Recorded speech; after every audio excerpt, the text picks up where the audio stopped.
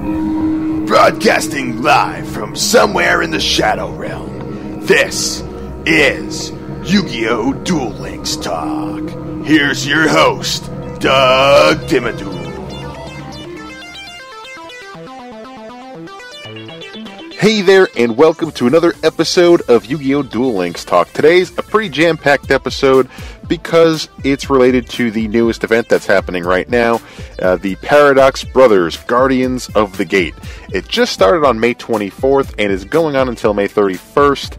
And we got a nice little update announcement in our notification emails there sent out in the Duel Links accounts here. So I'm going to read it off to you. To all duelists, the event Paradox Brothers Guardians of the Gate has begun. The duration of the event: obtain event points by defeating the exclusive Paradox Brothers.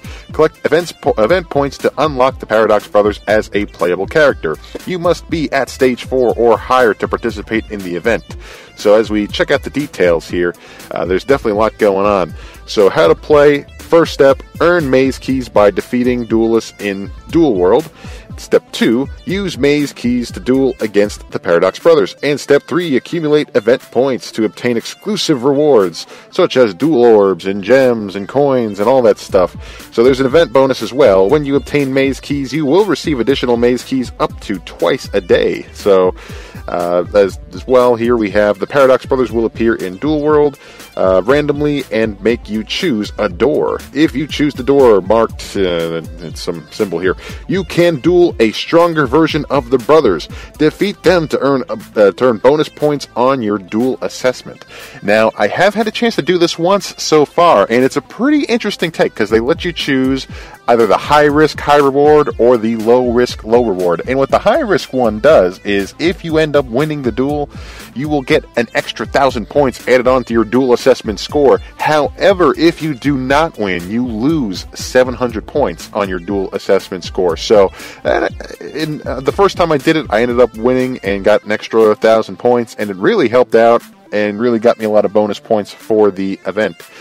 So, the Paradox Brothers will begin the duel with a powerful monster on the field at higher levels. It is nearly impossible to take these monsters head on. So here are some cards that can help you overcome these. So they list out a few: Jowls of Dark Demise, Stop Defense, because you're going to be seeing that you're going to see that they have cards like the Labyrinth Wall, which has 0 attack and 3,000 defense. It's a level 5 monster, and it also is one of the rewards that you could possibly get here. So they're listing out a few of the obtainable duel rewards. Like I mentioned, Labyrinth Wall, it's got an attack of 0, a defense of 3,000. It's just a normal monster. You can also get Damage Gate. It's a trap card. When you take battle damage, target one monster in your graveyard with attack less than or equal to the amount of damage you took and special summon that target. So if you have a Labyrinth Wall sitting there in your graveyard, basically any damage will be enough to special summon that card back out, possibly in defense position, and could change the game for you. Another one here is Dimension Gate. It's a super rare trap. Its effect is: activate this card by targeting one monster you control. Banish that target face up. When an opponent's monster declares a direct attack, you can send this face-up card on the field to the graveyard. If this card is sent to the graveyard, you can special summon the monster banished by this card's effect. So not too bad here. One of the rare cards that you're actually able to obtain through the event points is Neo Aquamador. It's a level 6 normal monster with 1,200 attack and 3,000 defense. So it looks like, because I've been seeing a lot of feedback related to the game, and I know a lot of people have been wanting cards with higher defense stats. Well, at least now with cards like Neo Aquamador and with Labyrinth Wall as obtainable cards within this event, it's allowing us a little bit more flexibility to play with higher defense monsters. So another rare that you could attain too pretty early on is Oni Tank T34. It's a level 4 machine, 1,400 attack, 1,700 defense. Nothing too special there. But yeah, you got a few other ones to look at too, like Extra Gate. It's a quick play spell card. Declare a level between 1 and 12. Your opponent banishes one monster of that level from their extra deck. If your opponent does not have a monster of that level in their extra deck, you have to discard one card. So I don't know, there's just a whole lot involved in here, and I could even go through some of the event points that you need to accumulate and what you could actually end up obtaining. So I guess one of the first major milestones is that first card, as we mentioned, the Oni Tank T34. You get that once you obtain 100,000 event points. And as you progress further along in the game, once you hit 180,000 event points, you will actually be able to unlock the Paradox Brothers. So it's not too far along that you're able to actually obtain those, obtain the Legendary Duelist character there. And as you keep on going on, once you hit, once you hit 350,000 event points, that's when you're able to unlock Neo Aquamador.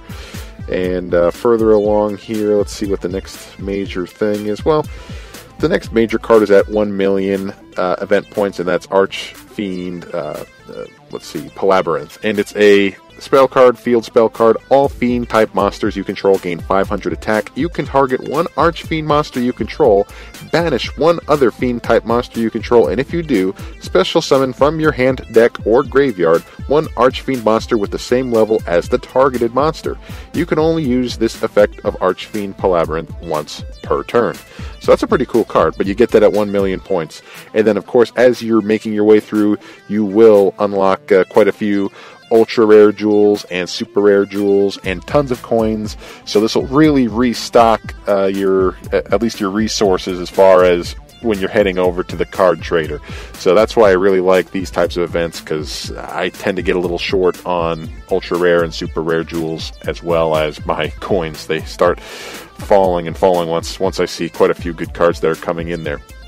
So one thing that I did want to discuss with about the Paradox Brothers, once you actually unlock them, is they have a pretty unique skill that you could obtain early on once you get this character. It's a skill that you can unlock at level 4, and it's called Elements Unite. So what this does is it has a pretty big downside to it, but it's also a pretty neat way to start a duel. So what it is you will start the duel with 500 life points, and your starting hand will be one card, which is Gate Guardian. So that's it. You just have Gate Guardian in your hand. But in addition, you will start the duel with Sanga of the Thunder, Kazujin, and Suijin on your side of the field. So their effects are negated, and they cannot attack as long as they are face up on the field. So at least what this does is it sets you up for your first turn to summon Gate Guardian, because it seems like once you unlock these characters there, I guess their major card is Gate Guardian, but there's no other support cards that are the requirements for the special summon. So at least early on, you get this skill to allow you to play Gate Guardian.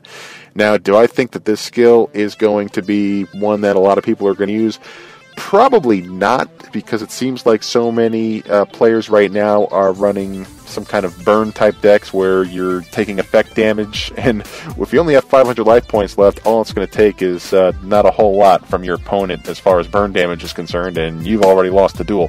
So yeah, it's a pretty cool skill to mess around with, but I don't see it being too successful once you start getting into PvP.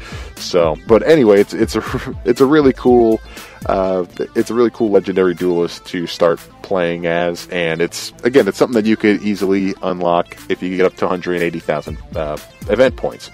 So, what's the quickest way to climb the ranks and start getting a ton of event points?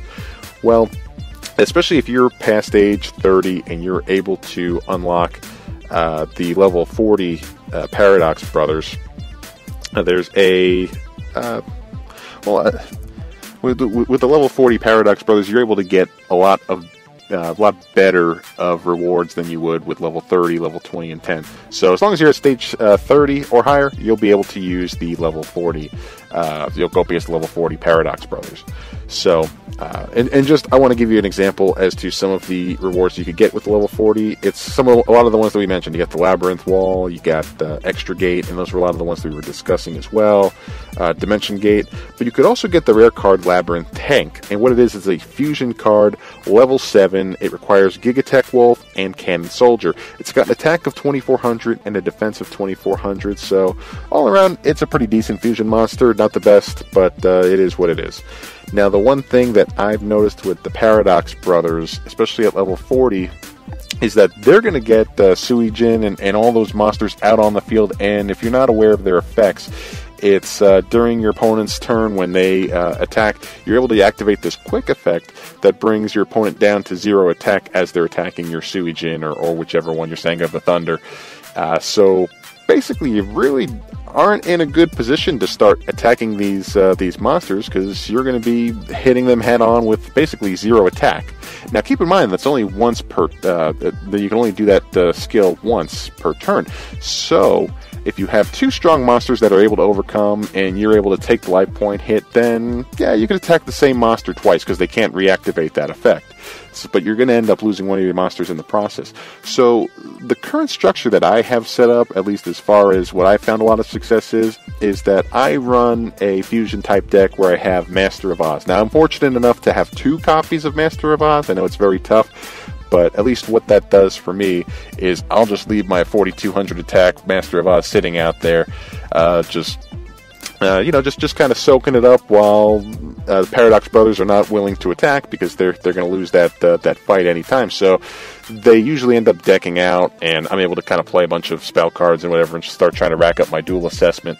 So the strategy's been working okay. I'm sure there are much more effective strategies so far, but again, since this just came out today, I'm really playing around with the best strategy to maximize the assessment score. So, but yeah, the level 40 is pretty cool how they do that. They also have a lot of pretty interesting effects or skills as you go along as well. One of them starts. Paradox Brothers actually start with a labyrinth wall in defense position right from the get-go. So there's a whole bunch of interesting skills that you'll see, and hopefully you're able to adapt, but it seems like the best method is to try and get some pretty high attack or high defense monsters out there as early on as possible. I don't think you're going to have much success with a deck that's going to take 2 or 3 turns to get out what you're trying to get out. So I think the more efficient your deck is, the better in this case, and I think you'll do very well with the Paradox Brothers. You'll be able to rack up a lot of points and hopefully reap a lot of the rewards. So, I'd like to hear about your successes and failures related to this event so far. I've managed to fail miserably in quite a few of these duels so far against the Paradox Brothers, but have seen a lot of success as well. So, if you want to reach out, feel free to contact me on Twitter at YuGiOh Deck Talk. It's all one word, at YuGiOh Deck Talk, and I'd be happy to discuss this even further if that's the route that you want me to take in an upcoming episode. I'll be happy to go that way, and because I always like talking about these events, they're a lot of fun as they're going on. So anyway, that's it for today's episode of YuGiOh Duel Links Talk. Thanks for tuning in, and we'll see you next time. Take care.